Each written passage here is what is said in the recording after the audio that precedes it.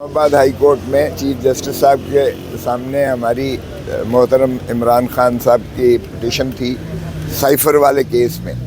ये पिटीशन पहले से चल रही थी जिसमें अभी नोटिस ही आए थे, अभी पर्चा दर्ज नहीं हुआ था और हमारी इस्तदलाल ये थी कि ये FIA को अख्तियार इस मामले में है ही नहीं है। ये प्राइम मिनिस्टर का जो है एक तकद्दुस होता है, उसके ऑफिस का, उसकी कारकर्दगी का, उसकी वर्किंग का। और ये आर्टिकल 248 में कैबिनेट हो या वज़ीर आज़म हो, सदर हो, उनको इस्तिस्ना होता है कि वो कोई भी मामलात जो हों वो किसी फ़ौजदारी मामलात में जवाबदेह नहीं होते हैं, ना ही कोई उसका नोटिस ले सकता है। तो हमारी इस्तदलाल ये थी कि जब एक काबीना में मसाला आता है और काबीना उसका एक फ़ैसला करती है साइफर की शक्ल में, और काबीना कहती है कि डोनाल्ड लू ने जो हमारे एम्बेसडर मजीद को अमेरिका में जो ये धमकी दी थी कि अगर आपने प्राइम मिनिस्टर को फारिग कर दिया तो अमेरिका आपको माफ़ कर देगा, तो ये मामला जो है ये कैबिनेट की मिल्कियत थी, वहाँ डिस्कस हुआ। नेशनल सिक्योरिटी काउंसिल की मिल्कियत थी, वहाँ डिस्कस हुआ, जिसमें अफवाज पाकिस्तान के तमाम सरबराहान मौजूद थे। और उसमें जो है कहा गया कि ये पाकिस्तान के अंदरूनी मामलात में शदीद मुदाखलत है, और उसमें कहा गया कि एक सख्त किस्म का जवाब इसमें उनको लिखा जाए, अमेरिका को एम्बेसी के ज़रिए से लिखा जाए कि हमारे अंदरूनी मामलात में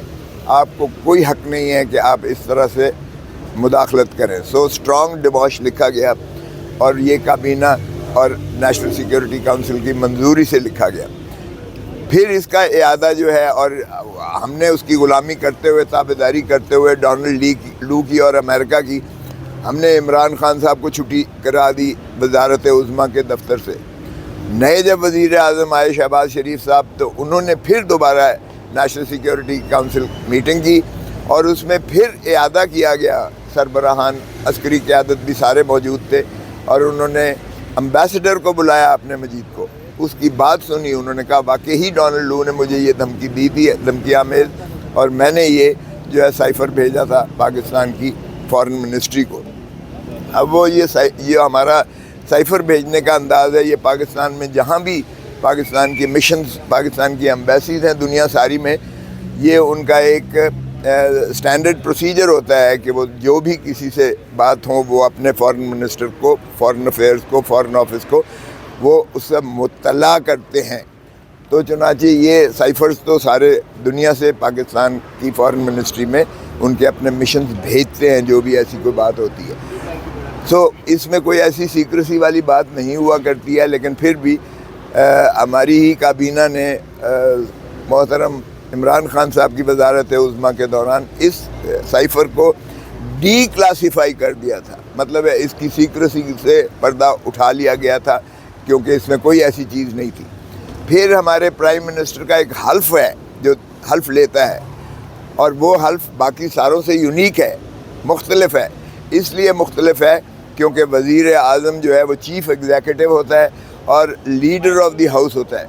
लीडर ऑफ द हाउस होता है। इसलिए अवाम सारी की उसे तायीद और हिमायत हासिल होती है, और वो ये हल्फ लेता है कि मैं कोई भी ऐसी जो है मेरे नोटिस में, मेरे नॉलेज में वज़ारत उज़्मा के दौरान कोई ऐसी प्राइवेट चीज़ आएगी तो इसका फ़ैसला वाहिद और वाहिद वज़ीर आज़म करता है कि क्या जो है कौम को या किसी शख्स को या किसी इदारे को इसको जो है आश्कारा करना चाहिए, इसको आगे ही देनी चाहिए, इसको जो है किसी को मुत्तला करना चाहिए या नहीं करना चाहिए। वज़ीर आज़म इमरान खान ने ये मुनासिब समझा कि कौम को इसमें एतमाद में लिया जाए। इसी तरह जिस तरह शहीद जुल्फ़िकार अली भुट्टो ने, जब इसको हेनरी किसिंगर ने एक धमकी दी थी कि भुट्टो तुम एटम बम बनाने से बाज आ जाओ वगरना तुम्हें इबरत का निशान बनाएंगे, तो भुट्टो साहब ने राजा बाज़ार में, पिंडी में ही राजा बाज़ार में उन्होंने लहराया था कि ये मुझे जो है हेनरी किसिंगर ने धमकी दी है। लेकिन उसने भी, शेर के बच्चे ने कहा था मेरी जान भला चली जाए लेकिन पाकिस्तान की दिफा को मैं सीसा पिलाई दीवार बना के छोड़ूंगा, और उसने एटम बम बंद न किया। और हमने ہینری کسنگر کو تو کچھ نہ کہا، امریکہ کو تو کچھ نہ کہا، لیکن ہم نے واقعی ذوالفقار علی بھٹو کو عبرت کا نشان بنا دیا، اور وہ ضیاء الحق کے ذریعے اور مولوی مشتاق کے ذریعے ہم نے پھانسی چڑھا کے لحد میں اتار دیا۔ یہ شرم آنی چاہیے جس نے بھی یہ سائفر کا کیس بنایا ہے عمران خان کے خلاف، کیونکہ عمران خان نے بھی 25 کروڑ عوام کی غیرت اور حمیت کو مد نظر رکھتے ہوئے اس نے قوم کو اعتماد میں لیا کہ یہ ڈونلڈ لو یہ دھمکی دے رہا ہے، اور ہم نے صرف ڈونلڈ لو کی تابعداری یہ نہیں کی کہ عمران خان کو وزارت عظمیٰ سے چلتا کیا، ہم نے اسے پابا سلاسل بھی کر دیا، اور زنجیروں کے پیچھے اب اس کے پیچھے جیل میں ہم نے اس کو جو ہے ڈالا ہوا ہے۔ یہ ہم تابعداری اور غلامی کر رہے ہیں ڈونلڈ لو کی اور امریکہ کی۔ یہ ہے سائفر۔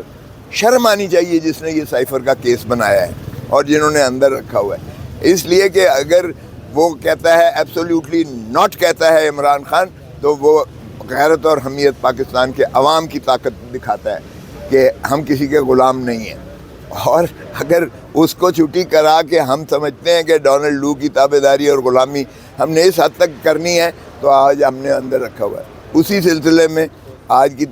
درخواست تھی ہماری کہ وہ جناب آپ کے پاس تو ہم آئے تھے کہ یہ نوٹس ہی غیر قانونی طور پہ دیا گیا ہے، FI کو اختیار ہے ہی نہیں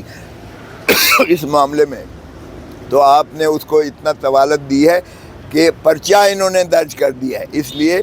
اب نوٹس کی کواشمنٹ نہیں، اب ہم پرچے کی کواشمنٹ کے لیے ہم نے جو ہے آج ترمیمی امینڈمنٹ کی درخواست دی تھی، اور اس میں ہم نے استدعا کی تھی کہ نہ صرف پرچے کو کالعدم قرار دیا جائے بلکہ یہ اس کیس کو ہی کواش کر دیا جائے۔ تو چنانچہ آج ہماری وہ درخواست منظور کر لی گئی ہے، ہم نے امینڈڈ پٹیشن بھی داخل کر دی ہے، اور ہم نے جو ہے ان کو فریق بھی بنا دیا ہے، اس SHO کو، اس تفتیشی افسر کو جس نے یہ کیس قائم کیا ہے اور جو اب یہ کیس آگے لے کر تفتیش کر رہا ہے۔ تو اس کی جو ہے ہماری ترمیم کی درخواست منظور کر لی گئی ہے، ان کو بھی جو ہے بنا دیا گیا ہے فریق، اور ہماری ترمیمی جو ہے آج ریٹ پٹیشن یعنی درخواست کو وہ ریکارڈ کا حصہ بنا دیا گیا ہے، اور میں نے استدعا کی ہے کہ آپ اسے اگلے ہفتے میں لگائیں، کیونکہ قوم ایک سراسیمگی کے عالم سے گزر رہی ہے، ضائع ہو رہا ہے قوم کا وقت بھی، ملک کا وقت بھی، عدالتوں کا وقت بھی، ہمیں بھی کبھی اٹک جیل جانا پڑتا ہے، اور اب انہیں شفٹ کر دیا گیا ہے اڈیالہ جیل میں۔ تو یہ ایک دن بھی اسے جیل میں نہیں رہنا چاہیے، عمران خان کو ایک دن بھی اس کیس میں نہیں اسے رہنا چاہیے۔ جتنے دن آپ اس کے جیل میں گزروا رہے ہیں، یہ article 9، article 2A، article 4، article 14، article 25 یہ ساروں کی خلاف ورزی ہے، اور یہ آئین میں بنیادی حقوق عمران خان کے سلب کیے جا رہے ہیں۔ سو اس لیے ہم نے یہ استدعا کی ہے، اور امید ہے کہ میں نے عرض کیا ہے کہ نیکسٹ ویک اسے لگا دیں تاکہ اس کو یکسو کریں، بجائے اس کے کہ ٹرائل ہوتا پھرے، اور تفتیشی صاحب جو ہے ہمارے اور ہمارا جو ٹرائل کورٹ ہے بڑی غلامانہ انداز سے جا کے وہ ریمانڈ جوڈیشل دے کے ہمیں پھر جیل میں جو ہے ایک جوڈیشل سینکشن کے ذریعے، ایک عدالتی حکم کے ذریعے ہمیں جیل میں رکھا ہوا ہے، اور وہ بھی اس کیس میں جس کا کوئی دور نزدیک سے پاکستان کی دفاع سے کوئی تعلق نہیں ہے، پاکستان کی نیشنل سیکیورٹی کا اس میں کوئی مسئلہ نہیں ہے۔ یہ 1923 کا جو آفیشیل سیکریسی ایکٹ ہے، یہ تاج برطانیہ نے ہمیں غلام رکھنے کے لیے یہ قانون بنایا تھا۔ اب آزاد ریاست خدا داد پاکستان میں آئین کے تابع ہوتے ہوئے ہمیں پھر بھی عمران خان کو اسی قانون کے تحت جو ہے غلام رکھا گیا ہے۔ تو کیا یہ تسلسل ہے پاکستان کی عوام کو غلام رکھنے کا کہ پہلے تاج برطانیہ نے غلام رکھا، اب ہماری اپنی حکومت جو ہے اسی کلونیل جو ہے لیگسی کو آگے لے کر اپنے جو ہے عوام کو یا حکمران سابقہ کو وہ پابا سلاسل رکھے ہوئے ہے۔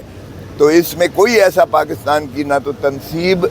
کوئی آشکارا ہوئی، نہ نیشنل سیکیورٹی کا کوئی عنصر تھا کہ آفیشیل سیکریسی ایکٹ کا اطلاق کیا جائے، اور نہ ہی دور نزدیک سے اس میں کوئی کسی بھی جرم کا